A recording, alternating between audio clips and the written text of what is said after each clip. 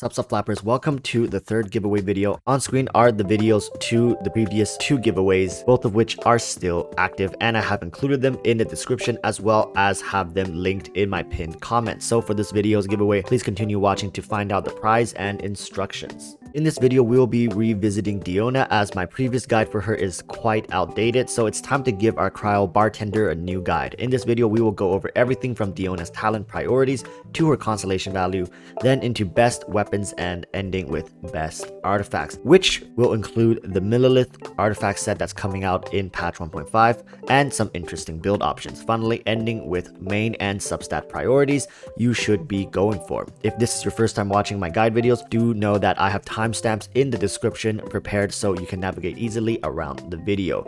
Now, without further ado, let's start with Diona's talent priorities. For Diona, you should be focusing on her elemental skill first to level 7 if you are leveling her up to Ascension 5, because that's when the duration per claw will max out at 2.4 seconds and it won't go any higher than that. So following this, then you can take her burst skill higher as per how you need. When it comes to in-game shields, currently Diona is ranked 3rd overall behind Zhongli and Noelle, but personally when it comes to practicality, Diona is ranked 2nd in terms of how useful she is. Her press skill is only 6 seconds and her hold skill CD is 15 seconds. So if we take the 2.4 second CD and multiply it per claw, as stated in her skill description, for the press skill you will get a shield that lasts for 4.8 seconds, and for the hold you get a 12-second shield if your Icy Paw elemental skill is at talent level 7. What this means is that there is a very small downtime for Diona's shield as long as you are building your Diona well, and this actually gives you an insane amount of survivability as well as applying cryo to enemies. Following your elemental skill, you should be leveling up your burst skill as it's also an invaluable asset to her kit. While not being as broken as Bennett's burst skill, it deals damage over time as well as heals you. With Diona's second passive talent, all enemies in her burst skill will have their attack reduced by 10%, so you boost your own survivability while reducing the threat of your enemies. So overall, she is an amazing unit. And it's for this reason that people who have not built their Diona or who don't have a Diona, we will be getting one copy of her for free later on in patch 1.5. So absolutely do give her a shot, as she is currently perfect to slot into team 2 for the Spiral Abyss. And at times, she is just as good as Zhongli. In fact, she is kind of like half of Zhongli and half of Bennett, which is saying a lot about this unit. Now let's move into constellations, because this is a big one due to Diona being a 4-star unit, so it's not too difficult to get a couple constellations if she ends up on a banner with a 5-star that you want. So constellation 1 here for Diona is a nice boost. It essentially reduces Diona's burst skill from needing 80 energy down to 65. Quite substantial, especially if you are running Diona in double cryo teams, which are also very meta currently. She will be using her burst skill essentially on cooldown, so a very solid constellation 1 for the relative cost. Constellation 2 though is what I would argue to have the best value overall. This constellation not only increases Diona's elemental skill damage but also its damage absorption. But the biggest thing here is that it also gives a shield to all nearby characters, which makes Diona extremely OP in co-op play. Forget about getting wiped because your teammates don't know what they are doing. One Diona to shield them all, as well as having great solo play to boost with that 15% damage absorption.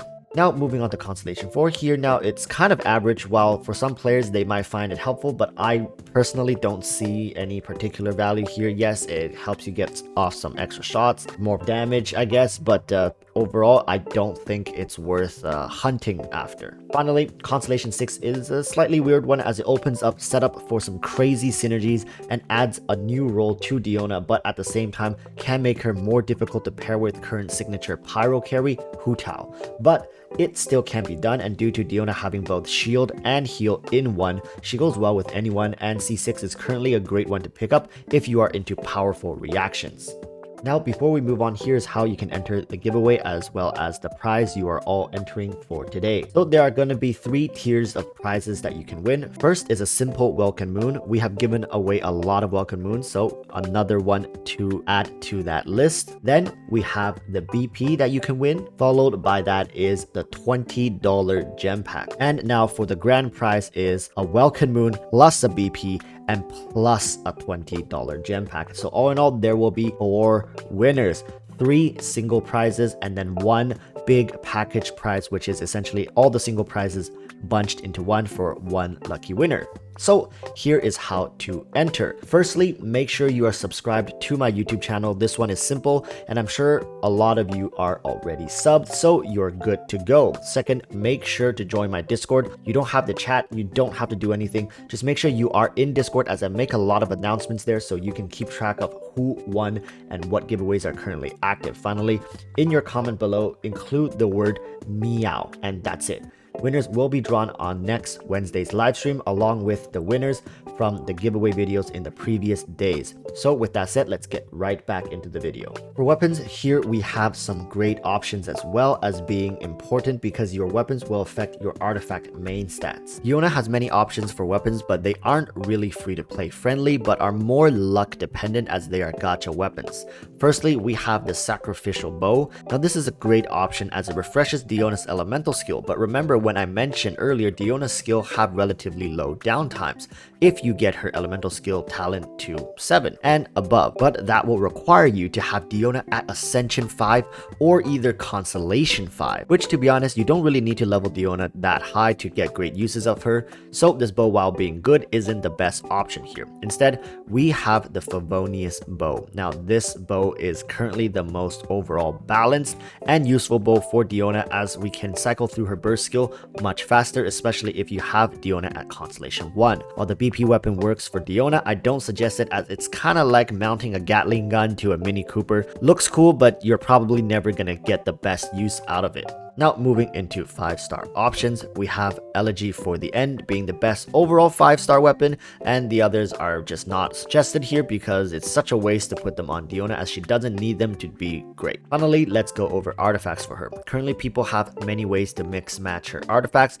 Some of the popular sets that are often used here are the 4-piece Maiden set or the 4-piece Noblesse Oblige, and even some running the 4-piece Exile. Or you can mix match these sets according to how you prefer to play your Diona. Anything kind of works here. It's really random how people like to play her, and it really comes down to preferences and details in your artifact main stats, substats, priorities, and all that. But everybody, with patch 1.5, we can throw literally everything I just said out the window because none of that is going to matter anymore due to the new artifact set that is coming. And to quote our man Mtashed, this will indeed change everything. Yes, the 4-piece Millilith set should be beating these previous options by far. So people, if you are serious about building Diona, wait for the new artifacts and farm them up for Diona, as they will be the new standard going forward. Now, artifact main stats should be energy regen in the sand piece and HP percentage in the cup piece. And finally, the headpiece can either be crit rate if you are building the Favonius bow, just to make sure you get the most out of its passive with little downtime. Otherwise, you can go for HP percentage. Substats for Diona should be HP percentage into energy regen, followed by flat HP and finishing with elemental mastery. People, remember, if you are running the Favonius bow, you can put more emphasis on crit rate here and there to make sure you are getting the passive skill to proc properly. Otherwise, just go for HP percentage, as it's overall more value than healing bonus. Finally, if you have Constellation 1 on Diona, then you would not need to prioritize energy regen as much for her, because you can put more priority into HP percentage for the substats, because HP percentage for Diona is insanely valuable, even for the sands piece of your artifact set. If you have more than enough energy regen already, you have Constellation 1 for her, you can even consider running HP percentage in all 3 pieces for sands, cup, and the headpiece. But of course, there are many factors that goes into this, depending on your weapon, also how good your substats are. So that's it for this video. There was a lot to cover, and I hope this guide will be helping people in building Diona to be the best. She is incredibly flexible and can be slotted into many teams to shine. So do give her a shot if you can get your hands on a copy. And that's going to be it for me. Remember to join the giveaways, and I will see you all in tomorrow's video. Until then, stay safe and peace.